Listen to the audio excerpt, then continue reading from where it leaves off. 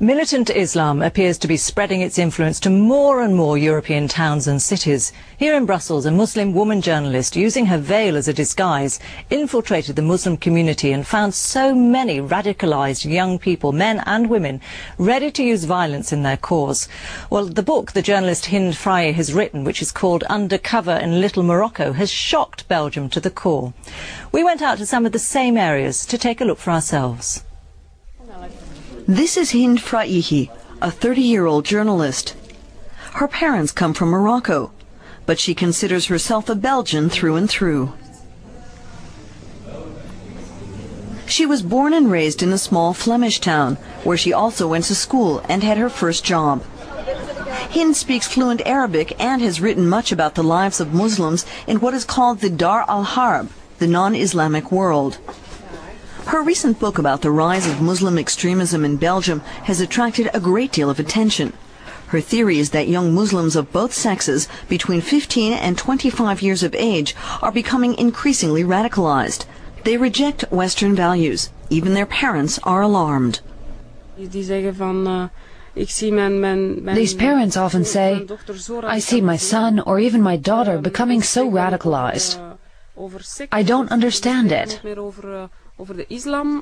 Frye says Muslim extremism is a phenomenon of youth, and it is increasingly appealing to women. I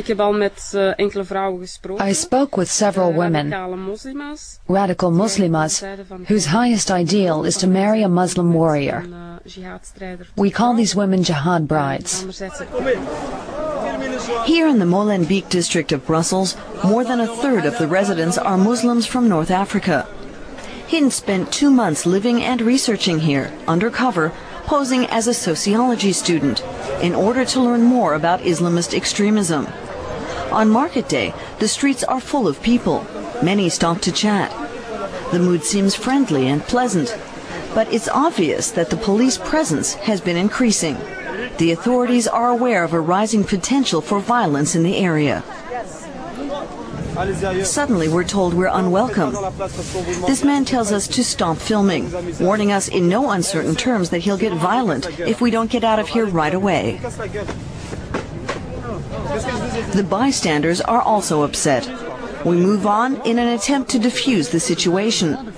But the man follows us, and a short while later we have another run-in with him. He tells us to take away the camera. He tells us we have no rights and can only film if he allows it.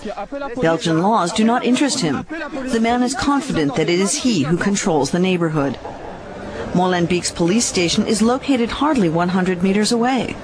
Many police officers are afraid that the state no longer wields authority here, at least not the sole authority.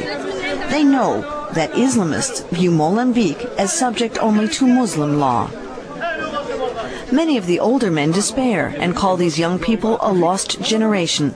But no one wants to say it on camera. It's too dangerous to get into a fight with them. These men are arguing the rules of coexistence. Our camera is a provocation. Its mere presence seems to call into question who makes the rules here. With much effort, 5 police officers are able to calm everybody down. They know the situation in the area is very tense, but they're not supposed to say it out loud.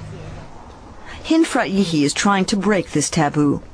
She wants to stop the growing influence of the radical Islamists. It's a problem which has gone beyond just a few cities.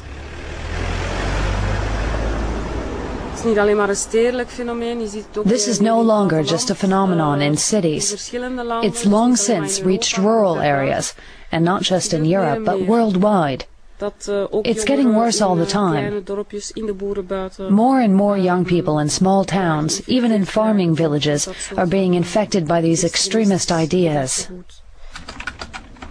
Hind believes the Arabic language media play a major role. They can be received via satellite even in the smallest hamlets. In the propaganda they broadcast, religion is not a private matter.